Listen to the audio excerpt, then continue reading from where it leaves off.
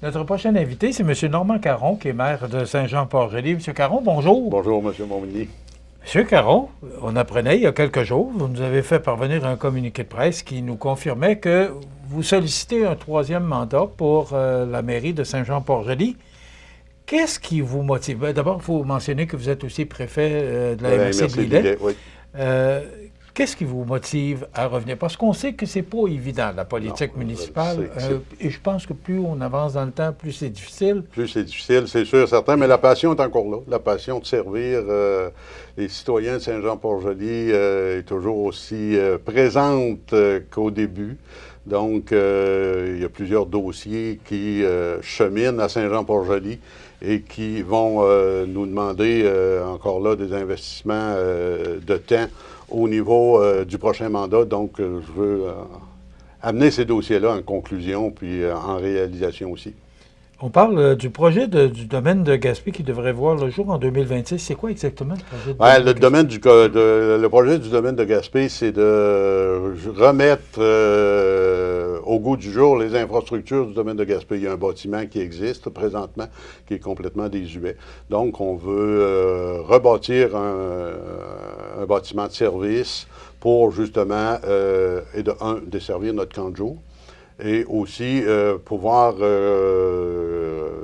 l'offrir à notre population qui peut en bénéficier. Le domaine de Gaspé, c'est pas uniquement un bâtiment, c'est un vaste domaine où il y a près de 8 km de sentiers pédestres qui est accessible 12 mois par année, soit l'hiver, raquettes, ski de fond.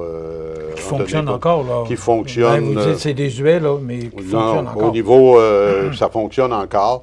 Donc, on a démarré un vaste projet, justement, de reconstruction des infrastructures au niveau du domaine de Gaspé. C'est un projet qui représente un investissement total de 3,3 millions.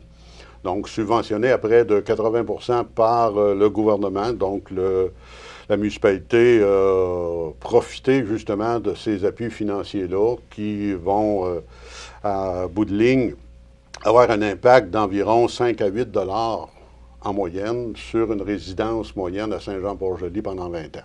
Donc, on s'est dit qu'on ne pouvait pas passer à côté de ce programme-là pour remettre au goût du jour ces infrastructures-là. Donc, vous confirmez que ça va se faire, le projet ça va se faire. On attend l'acceptation de la ministre des Affaires municipales au niveau de l'aide financière et on devrait l'avoir d'ici la mi-juillet, cette attestation-là. Les soumissions sont sorties, les plus bas soumissionnaires ont été identifiés à ce niveau-là. On attend seulement que l'acceptation de la ministre pour mettre en chantier ce vaste projet-là, qui a demandé, ça fait 3 ans qu'on travaille à mettre en place ce projet-là. M. Caron, vous avez aussi à cœur la deuxième phase du développement résidentiel dans le secteur Picard. Oui. Est-ce que ça se développe, Saint-Jean-Port-Joli? Au niveau de la population, est-ce que ça stagne, ça diminue, ça augmente? Bien, au niveau de la population, je vous dirais qu'on a une belle stabilité au niveau de notre population, contrairement à d'autres milieux où il y a de la décroissance. Environ 5 ans, on a justement mis en place le fameux développement Picard. Et dans sa première phase, parce qu'il y a 2 phases qui sont prévues dans ce développement-là, l'ensemble des terrains ont été vendus. Donc, prochainement, on procède justement avec les ingénieurs à identifier, tracer les terrains et identifier, être capable d'évaluer l'investissement requis pour justement aller vers la phase 2 du développement Picard, pour offrir des terrains. On voit qu'il y a encore beaucoup de demandes au niveau de Saint-Jean-Port-Joli à ce niveau-là. Puis il y a des terrains prévus aussi dans ce secteur-là pour justement du logement à prix abordable. Donc, on veut mettre l'emphase aussi dans cette offre-là qui est de plus en plus en demande au niveau de notre municipalité. Est-ce que ça amène la municipalité à amener les services? Oui, bien, les services sont déjà rendus dans la première phase. Donc, la deuxième phase, c'est une continuité. Donc, on va continuer les services à ce niveau-là. OK. Donc, ça devrait se faire... Bien, je vous dirais que le prochain conseil va se pencher justement là, au niveau de l'engagement d'une firme d'ingénieurs pour mettre plan et devis et réalisation aussi. Là, on ne peut pas laisser notre demande en plan au niveau des terrains résidentiels, il faut répondre à cette demande-là aussi. Et, entre autres, la municipalité de Saint-Jean, en collaboration avec la MRC de Lillet, va déposer d'ici quelques mois une demande d'exclusion de la zone agricole pour permettre l'expansion au niveau commercial, aller chercher des terrains en zone agricole au niveau commercial dans le secteur de l'autoroute 20, faire de l'expansion aussi au niveau de notre parc industriel Jean-Marie Gagnon. Je m'en allais là, oui. Qui est, il reste un terrain à vendre, donc on va aller chercher des terrains additionnels. Ça s'est vendu en dedans de 5 ans. Tout l'ensemble des terrains offerts à ce niveau-là. Puis il y a un secteur résidentiel aussi qui est prévu à l'ouest de la route de l'Église avec une route d'accès permettant justement de désengorger le cœur du village au niveau de la grosse circulation, la circulation des semi-remorques qui dessert les usines de ce secteur-là. Donc on veut faire une espèce de chemin de desserte aussi. Donc la demande devrait être déposé cet automne pour une acceptation de la Commission de protection du territoire agricole à l'hiver 2026. Les feux de circulation tout près du parc industriel aussi, c'est une belle amélioration. C'est une énorme amélioration. C'est un dossier qui a été cheminé pendant 20 ans. 20 ans. 20 ans. Ça a été débuté par l'administration du maire Jean-Pierre Dubé. À ce moment-là, on a eu, à force de représentation au ministère des Transports, une acceptation justement des fameux feux de circulation dans ce secteur-là. C'était nécessaire, M. Caron. On fait l'unanimité au niveau de la circulation des gens qui circulent, surtout au niveau local, quand il y avait affluence. On aime bien les touristes, là. Ouais. Ils viennent nous visiter. Mais on sait que c'est une place touristique aussi. C'est une place touristique, donc la circulation augmente énormément durant les périodes de pointe touristique. Donc, ça a été un ajout sécuritaire au niveau de Saint-Jean-Port-Joli quand même très fort à ce niveau. Belle amélioration. Très belle amélioration. Moi, je vais à Saint-Jean-Port-Joli régulièrement, puis c'est vraiment une belle amélioration. Mais là, vous m'avez surpris dans votre communiqué de presse. Je suis quand même l'information assez de près, vous savez, on se parle quand même assez souvent. Oui, il y a eu un projet de fusion avec Saint-Aubert, Saint-Jean-Port-Joli, Saint-Roch-des-Aunais qui était avec le projet de la Pocatière, mais qui s'est rapproché de vous. Il y avait Lillet puis il y avait Sainte-Louise. Oui. Mais ça fait un bout de temps de ça, M. Caron. Oui. Et là, dans votre communiqué de presse, j'apprends que l'étude de regroupement entre Saint-Aubert, Saint-Roch-des-Aunais, Saint-Jean-Port-Joli, qui approche à sa phase de conclusion. Oui. Je ne vous cache pas que je suis tombé un peu en bas de ma chaise parce que vous êtes cachetier un peu, là. L'étude a commencé en 2021. Donc, on a mis en place cette étude-là avec les bons soins du ministère des Affaires municipales qui fournissent aux municipalités du temps pour justement monter cette étude-là au niveau des municipalités. Vous l'avez dit, il y avait 5 municipalités au départ. Lillet et Sainte-Louise se sont retirées. Donc, on a continué avec les 3 municipalités, Saint-Roch, Saint-Jean, Saint-Aubert. C'est sûr que la pandémie a ralenti le rythme, mais je vous dirais qu'à partir de 2023, on a remis ça sur les rails pour justement en venir à une conclusion, continuer l'étude, formation d'un comité restreint avec les 3 municipalités pour justement en venir à une conclusion présentable à notre population et à nos conseils municipaux pour voir justement l'engouement que la population peut avoir à ce niveau-là. La faisabilité aussi.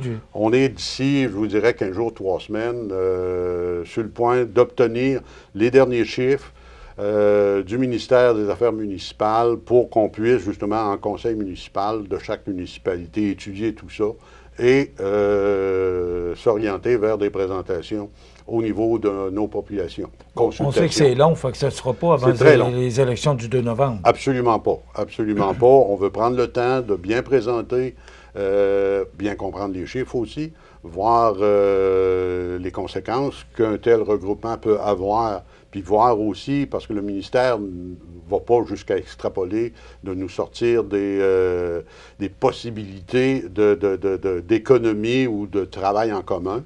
Donc, ça revient aux municipalités après d'aller regarder qu'est-ce que ça peut nous apporter de plus dans un avenir de 5 à 10 ans, ce regroupement-là. Donc, on a ces scénarios. Qu'est-ce qui incite 3 maires à dire, bon, ben là, je pense qu'on est rendu là, il faudrait faudrait peut-être regarder les possibilités. C'est quoi les avantages, d'abord pour les conseils municipaux, mais aussi pour les citoyens?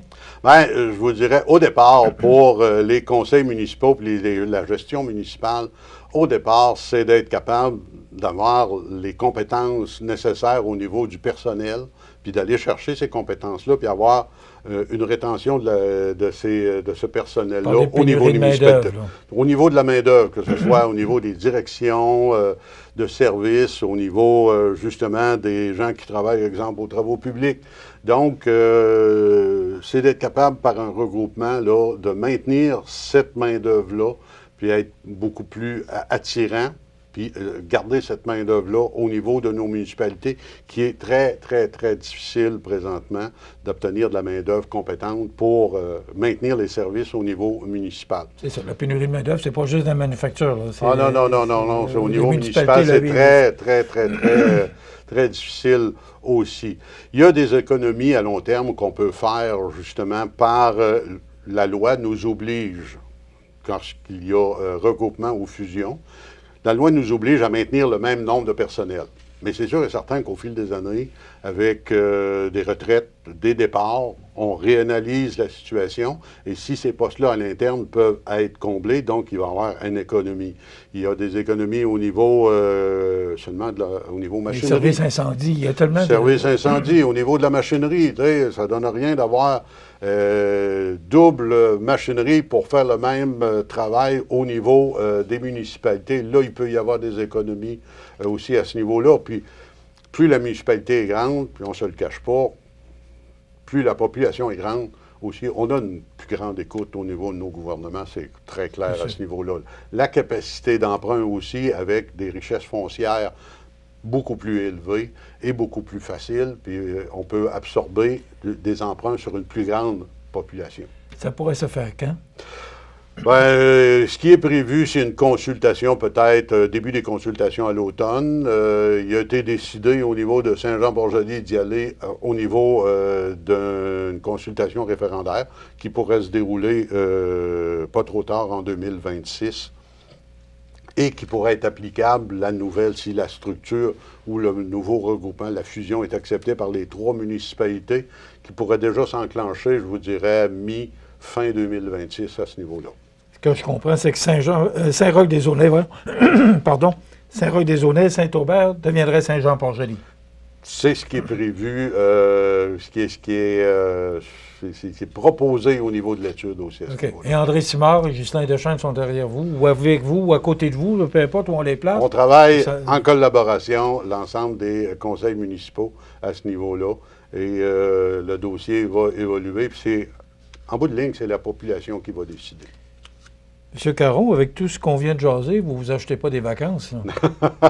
vous êtes préfet aussi. Tenez-vous à garder ce titre-là ou ce poste-là pour les... Ça fait 2 ans que je suis préfet. Ça fait déjà 2 ans? Okay, oui, ça fait déjà 2 ans. L'avenir des municipalités, je l'ai dit, ça passe par les regroupements, donc il faut travailler de façon régionale aussi pour s'offrir des services qui, de façon unitaire au niveau des municipalités, on ne peut pas s'offrir. Donc, travailler à ce niveau-là, maintenir des services pour l'ensemble de la MRC de Lillet, c'est encore des dossiers qui m'intéressent, qui m'interpellent énormément à ce niveau-là. Parce que vous avez du pain sur la planche pour les prochains 4 ans. Si la population vous redonne ce 3e mandat? Si la population me donne la confiance d'un 3e mandat, il y a des choses à faire. Il y a des maintiens de services à Saint-Jean-Port-Joli et dans la région aussi. Puis, je souhaite être capable d'y travailler. En quelques secondes, le tourisme se porte bien? Le tourisme porte bien. J'ai parlé avec quelques intervenants touristiques la semaine passée, puis on me dit que l'achalandage est augmenté visuellement. L'achalandage est augmenté par rapport à l'année passée. Merci à M. Trump. Oui, énormément. Je ne voulais pas en venir à ça, mais on le remercie énormément. Et au moins là-dessus, on peut lui dire merci. Oui, absolument. Normand Caron, maire de Saint-Jean-Port-Joli, préfet aussi de la MRC de Lillet, on va vous souhaiter bon succès pour votre campagne, mais on aura l'occasion de se reparler probablement d'ici le 2 novembre. Merci beaucoup. Merci, au revoir. Normand Caron, maire de Saint-Jean-Port-Joli, également préfet de la MRC de Lillet. Voilà, ça complète.